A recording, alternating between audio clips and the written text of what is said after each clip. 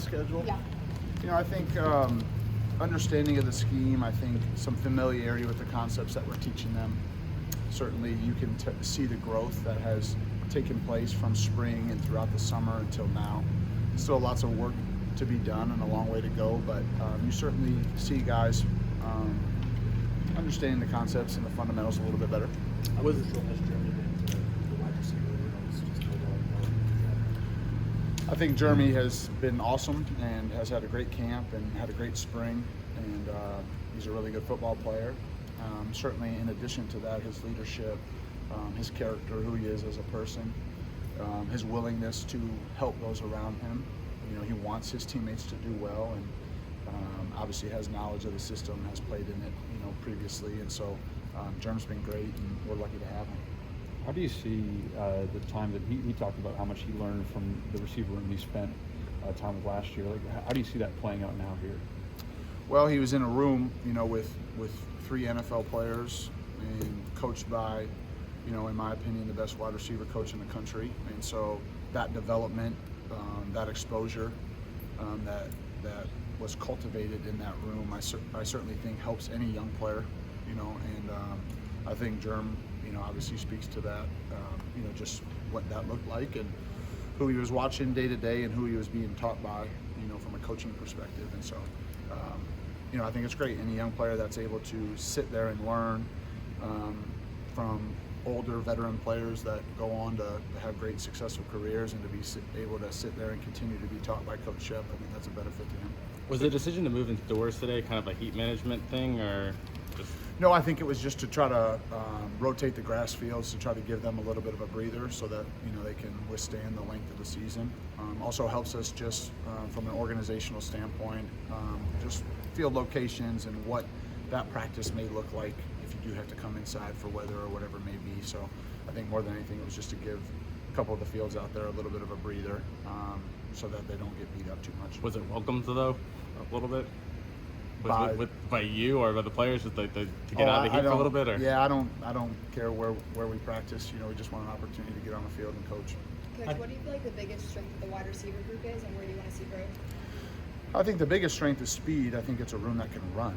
I think that's pretty apparent. I think just the small details. I think that's true for every position.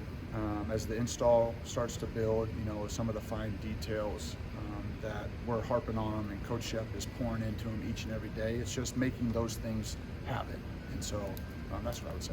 How do you think the guys acclimated to full pads today? Well, for us, once you get into, uppers and you got shorter pads on, there's a lot of similarity. We had a couple live periods today. I thought the guys took care of the ball. I think that's the biggest thing when you get into live portions of practice, the ball carriers holding on to the football.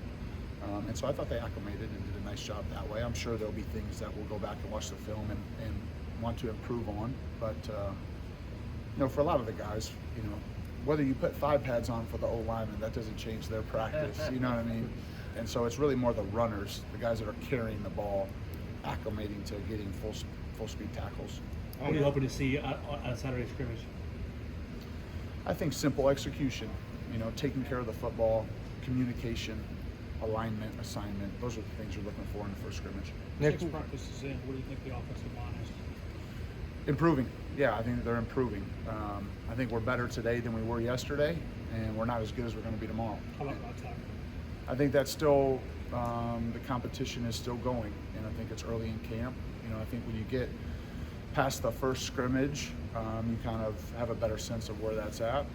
Coach Cap's been rotating those guys, and that's been by design. And we try to cross-train the linemen anyways. Tackles playing both sides, guards playing center, etc. But that's ongoing. Nick, back at Washington, why did the dynamic between Ryan Grubb and Kalen DeBoer work so well? Trust. Yeah, I think that'd be the easiest answer is trust.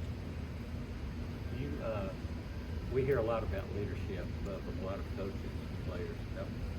Does it seem to be that there are a lot of leaders out there?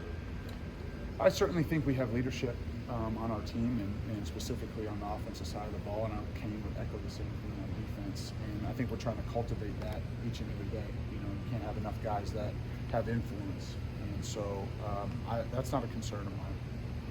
Talk about install. You have guys from almost every position group on offense that have come to that kind of help having those guys in those rooms that kind of are more familiar with the offense? I certainly think it doesn't hurt, because they have an understanding, as you mentioned, of just some of the communication, some of the terms. It's not identical, there's some tweaks, adjustments. I think every staff does that. You try to evolve and get better, but there's certainly a lot of similarities on the roots and foundational things that we do on offense. And so I don't think it hurts. And I think probably the biggest thing with that is just the character of those kids and their willingness to help.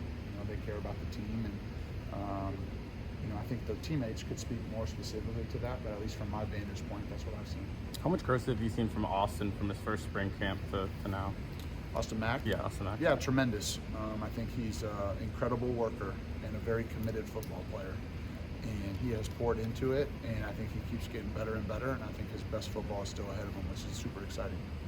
Coach, with the guys being fixed, practices in the fall camp, are there any checkpoints that you are seeing so far? Do you have any checkpoints like the offense should be doing this by now, things should be clicking here and there, or is it just a time thing? You can't put time on it. Yeah, I think it's just daily improvement. That's really what we focus on. And so each and every day you look and can point to areas where you feel like you're making growth.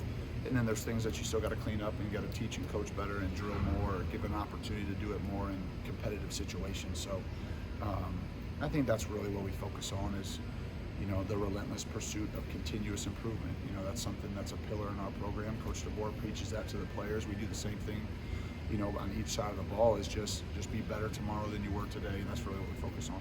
Nick, how does Kalen build trust with his assistant coaches? Communication. I think in any relationship, trust is earned, and he's hired people that are, great people and really quality at what they do. And so, but I think constant communication, I think he does a great job, of setting a vision for the staff on what his standards and what his expectations are. He's constantly holding us to that. And we have incredibly high standards collectively as a staff, and certainly the vision and leadership that he sets, we follow that lead. But I think he empowers the staff. He hires people that he trusts, and he's just, you guys all know I'm biased, right? And I love the guy. I think he's a tremendous head coach and a wonderful leader and great husband, father. Any other good things you want me to say about Kalen? Thanks, Coach. Yeah, I'd say them all. How do you describe the relationship as teammates between Justice Haynes and Jam Miller? Unselfish, supportive. Yeah, I think that's probably the thing that I would say. I think Coach D does a great job in that room, and the history here would certainly show you that you need a room full of runners to get through the season and win a championship. Both within carrying the football, pass protection, route running, all the different things we ask them to do. But I would say unselfish between those two and very supportive of one another. You've got a real big tight end room. What would you say about that? The tight end room? Are you saying big in numbers or size or Both. I think it's a good room. Coach Ellis is a great coach. He's able to teach them big picture football. They understand things conceptually. We ask them to do a lot of things. They're smart players. They certainly have size. They have athleticism, good ball skills. They catch the ball well. I think it's a good room with great kids. And they're getting better too, just like everybody else. Each and every day they make strides and get a little bit better. We had some short yardage goal line periods today. Their presence in the C and D gap is critical in those moments. And I'm excited about the group. Thank you, Coach. Okay. Thank you. Thanks.